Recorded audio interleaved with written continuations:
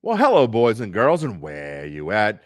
We have reached that time in our previews. We are doing 32 of these, the 2023 NFL team previews here on bet.nola.com, powered by the Dattitude Podcast.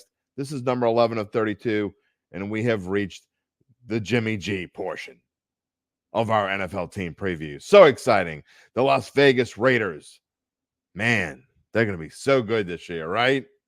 Come on, we don't want to be too down on them, and we certainly don't want to start down. So we're going to be happy, joy, because we're going to talk a little bit.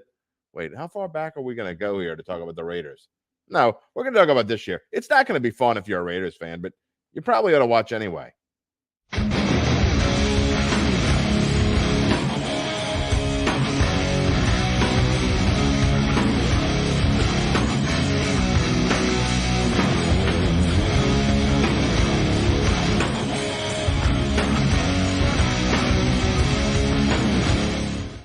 Time for the Las Vegas Raiders. And when they moved to Vegas, everything was going to be great for them. Allegiant Stadium, from everything I hear, is a beautiful place to play. A couple years ago, they just kind of snuck into those playoffs, almost beat the Bengals, and ended up going to the Super Bowl. What the hell happened last year? They finished 6-11, third in the AFC West, and fourth in the AFC West, and third. The Broncos were 5-12. Forgot how bad they were. Did not make the playoffs. Look, there were plenty of expectations. Remember this time last year, we were talking about the Raiders, and quarterback Derek Carr was entering his 9th season as a franchise quarterback. But this time was going to be different because Devontae Adams, his buddy from Fresno State, one of the league's top receivers, was going to Vegas. Darren Waller was there, Foster Moreau. It was great. Josh Jacobs was going to have a breakout season. Offensive line was better. Defense was on fire. Yeah. Didn't work out so well. Team limped out to a 2-7 start in 2022. Josh McDaniels, it was not going well for him getting started there in Las Vegas. And by the time they figured things out, they won 4 or 5. And Carr, for some unknown reason, got in the doghouse. And that was the start of the end. Well, it was toward the end of the season anyway, but upheaval in Las Vegas in the offseason. Josh Jacobs had an all-pro season. I mean, this team should have been way better than they were. The fact is the offense was inconsistent. I mean, the numbers on the screen tell you that they were better than average, but, I mean, it's at points they weren't. I mean, they scored 32, 29, and 38 points in weeks 4 through 7. They had a bye in there. And then they scored 0 against the Saints. And then they scored 20 the next 2 weeks after that against Jacksonville and Indianapolis. So, look, defense generally underperformed throughout much of the season. And as you can see right there, they ranked 28th overall in yards, and they were 26th in points allowed. Worse than that, in turnovers created, dead last. Dead last in the NFL. It's not going to cut it. So what did they do? They went out in the draft and got some good players that can contribute early on, but really where they got their players were in free agency. This team changes a lot. Jimmy Garoppolo and Josh McDaniels are back together. They are reunited. Garoppolo, most of you remember that he was a backup quarterback for Tom Brady in New England, actually got a season to play when Brady went down for the season. Went to San Francisco, made a name for himself. 3 years, $72.5 million. That's what happens when you don't get your first wish, Aaron Rodgers. You got to settle for a Jimmy G, and you give him $72.5 million. Josh Jacobs, we just talked about him, all-pro running back last year. He's holding out.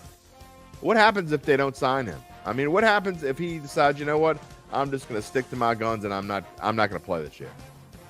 Then they're stuck with Zamir White, who could be good. He had 170 yards last year. In fact, going into the season, a lot of people were talking about taking Zamir White as a handcuff in fantasy football.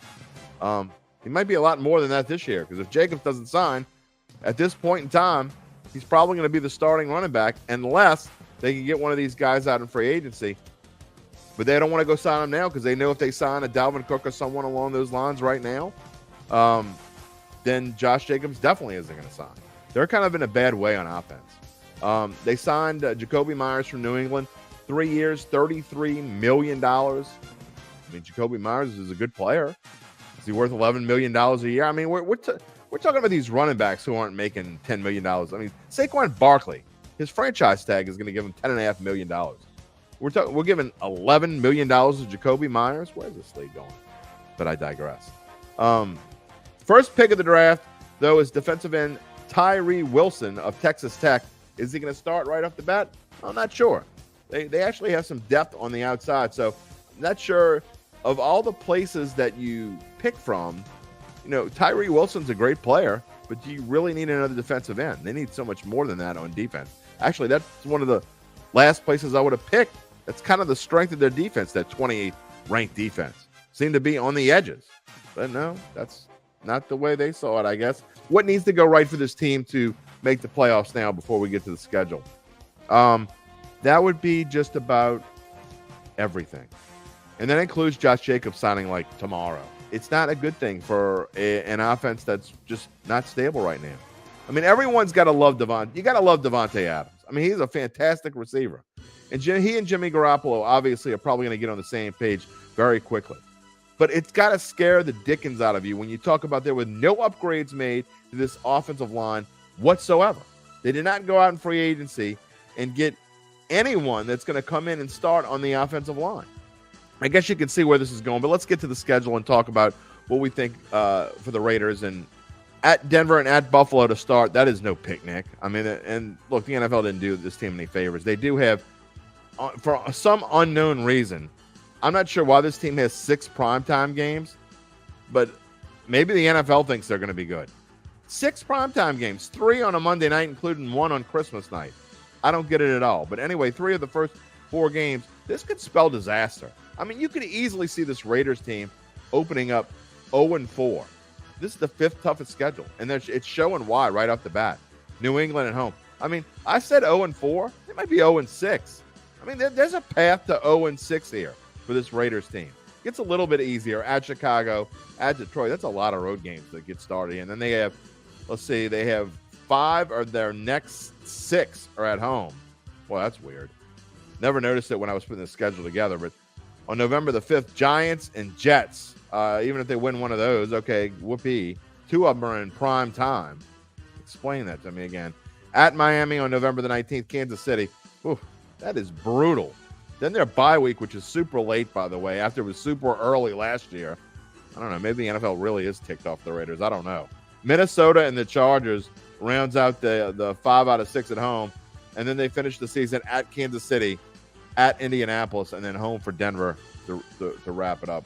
Look, man, it's time to break the foil, and let's get to the prediction part of this show. Drum roll, please, as we like to say.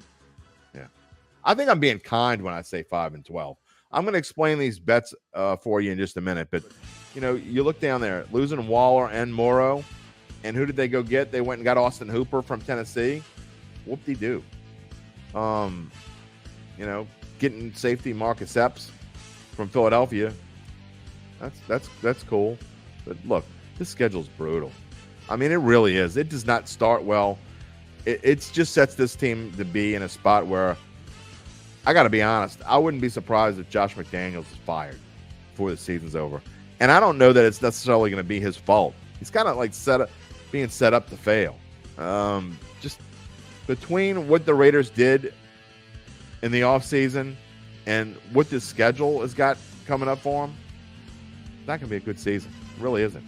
And what you see here, I like to do a best bet, and I started to put the generic under on there, and I'm like, I cannot advocate the under. The under at Caesars Sportsbook is 7. And even if you go shopping around, I found 6.5 a lot of places, but the best I found it, the under 6.5 is -135.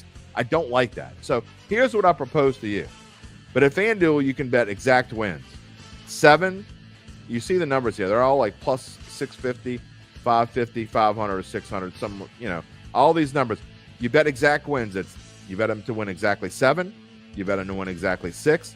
You bet them to win exactly 5. You bet them to win exactly 4. That means off of a $25 bet, you're going to win $125. You got to pay the other $75 that you lost, so you're going to be a profit of $50. So you bet $100 to win $50. But to me, that sure beats that. That's more value to me because you got 7, 6, 5, or 4. That's more value to me than trying to pay at Caesars. It's $185. You'd have to pay $185 to win 100. Or you'd have to pay, we'll see, my quick Shaw math here, you'd have to bet, what, over $90 to win 50. Just not worth it. I'd rather do something like this where I think you have a better chance of profit. You don't, and if you hit the 7, it's not a push. Or if you bet it somewhere else and you bet the under 6.5, it's not a loss. I like this because this is where I think they're going to finish.